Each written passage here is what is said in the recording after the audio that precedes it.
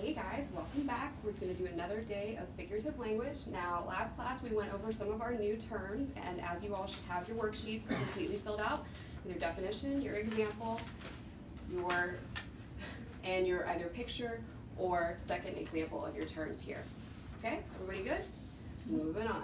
Now, figurative language is everywhere. We see it every day. We use it in our own verbal language, and we see it in books that we read. But we've been seeing it from the very beginning, like nursery rhymes. A lot of children's books, especially nursery rhymes, contain this kind of figurative language. But are you always able to recognize it when you see it? We're going to find out today with some center activities. We're going to move around and see if we can recognize some of these terms in nursery rhyme books. So these are the two worksheets we'll have. You'll be writing down any examples that you find at the centers on these pages. You need to include your group number, the book title, and the page number. And you also will be walking around with a worksheet handed out to you.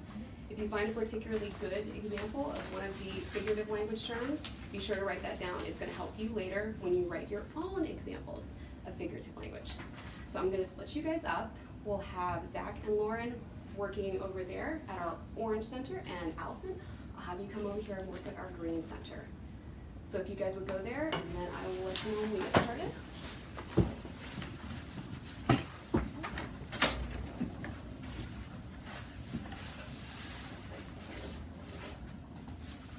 Okay, so you all have your books, you have your clipboards, and you have your reminder of what your definition for your term is. Thank you. Okay? Now because we're a little short on time, you're only going to have 2 minutes to do this, so make them count. Ready, set, and go.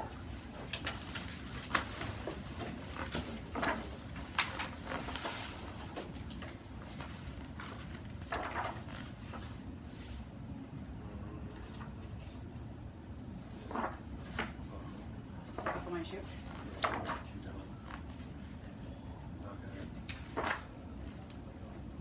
Penny poker. Cool. Which one? Penny poker. Hot cross buns. Hot cross buns. Make sure you're writing down your page number as well so that we can go back and find this if we need to. 1 a penny, 2 a penny. 1 a penny poker. That's different than the one I know. Yeah. 2 a penny tongs. 3 a penny fire shovel. Hot cross buns. That's it. On that page. No alliteration here.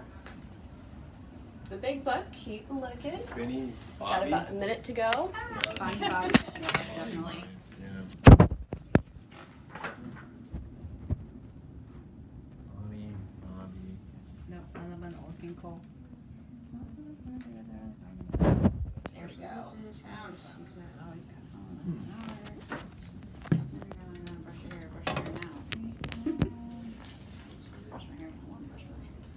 Oh, wiggle, wibble, wobble, wibble, wobble.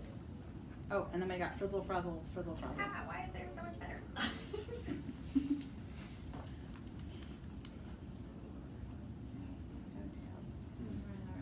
Sugar and spice. Sure. Simple Simon. And it's repeated like. Okay, about 10 seconds if you want to write down that last one. This is quick. It goes a lot faster than you think. Mother Hubbard. Okay. Buzz. All right, good job, guys.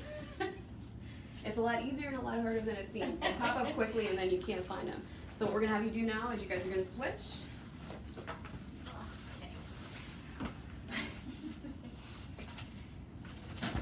Flip the delicate cheek. Give me your clipboard. Oh, my bad. Yeah, oh, do we take the clipboard? Nope, we're gonna keep the clipboards at each center. Sorry, didn't really write No it. worries. I would recommend not looking at mine. All right. Oh, you guys had a lot. Wonderful. Okay. Last center, 2 minutes. We have personification. And here we go. Middle this time.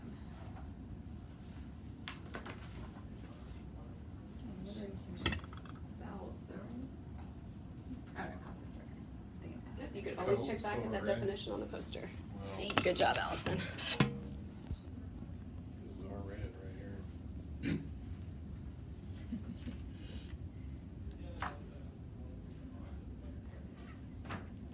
That's personification, right? No. Because she's a. No. Yeah, it is. You just don't want to say it.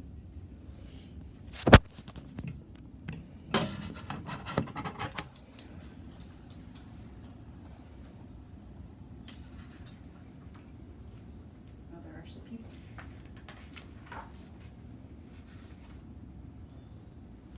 Let's see what they do.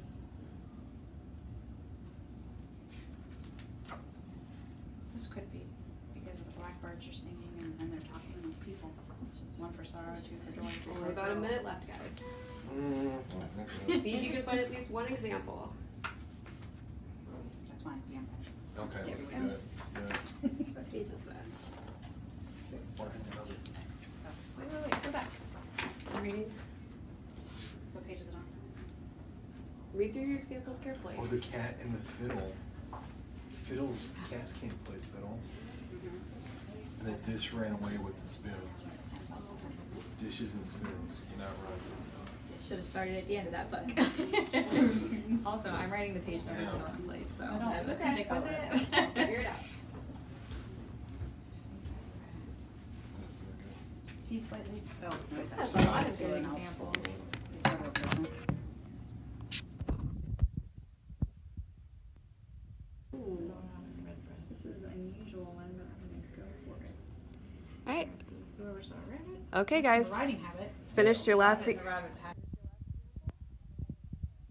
And then go ahead and set those down. Thank you. All right. Good job, guys.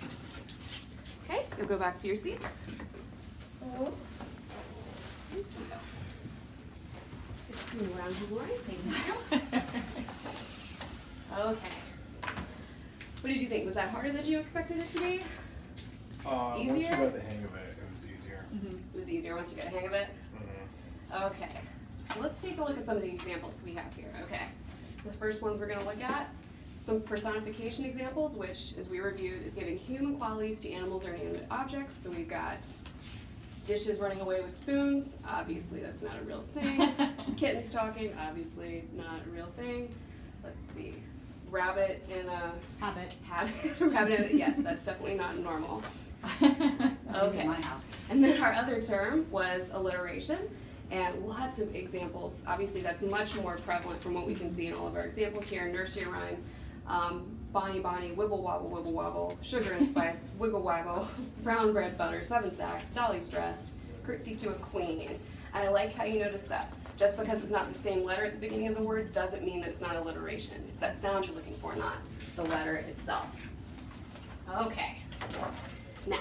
Now that we've engaged with some of these texts, seen where they can pop up, seen where they sometimes surprise us, let's see if we can come up with some of these on our own.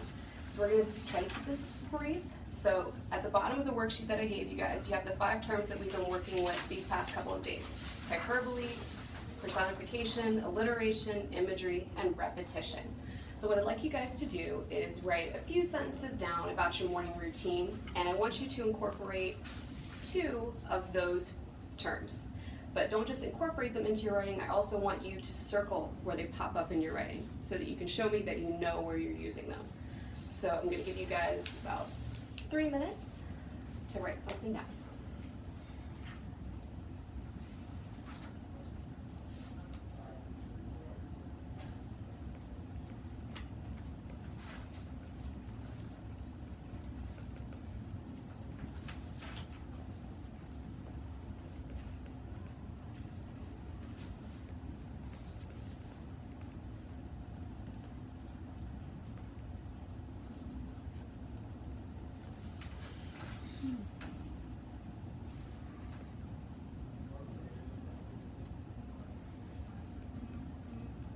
And remember, you always have your worksheets to look back at examples we did last class, as well as definitions for these terms if you need a refresher for how they should be used.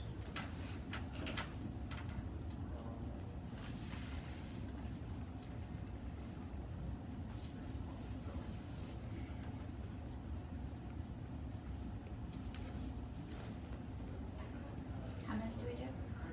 2.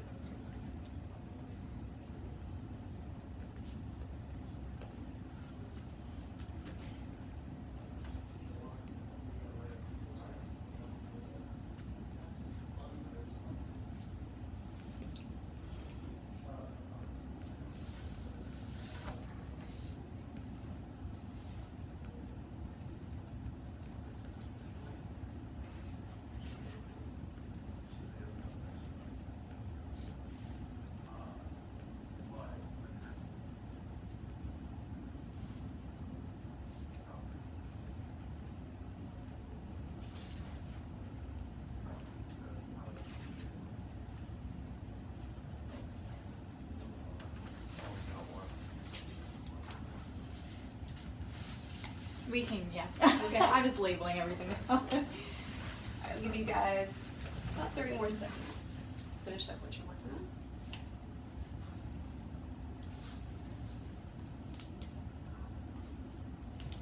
Is everyone done? Okay, yes. Yes, we need to get on to this. We did it very quickly. So the two examples, it could have been anything from something basic, like I might have said something like, in the morning my alarm clock loves to yell at me and I just hit the snooze over and over and over and over again. Which would be, what kind of examples did you hear me using when I did that? Personification. Because The clock is not a person. the clock's not a person, the clock can't actually scream at you, though it often feels that way. And then I also used repetition at the very end when I said that it's over and over and over again. So would anyone like to share their example? Lauren? My big black boy bowling ball cat asks where his breakfast is. And what example literary tool are we seeing here? Rapid, no. Was alliteration, right? Mhm. So it's a repetition of a letter, but Yeah. Mhm. there's the And sound, personification. so. That's right, she's using two on top of each other, layered like that. That was really cool. That's awesome, Lauren. So Does we're gonna anyone? call him bowling ball cat. If you call them that on a daily basis. Very round. It's a literary Sounds cake. snuggly. Yeah. Okay. So for next class, we're gonna look at some examples of figurative language in books that you guys are reading. So you're gonna bring your books in and show me how your authors can be creative in their text. And we're gonna talk about why certain authors choose to use figurative language. Why is Dr. Seuss using repetition and alliteration in his writing all the time, but we never see it in our textbooks? And we'll talk about how that might be useful in the author's purpose next class.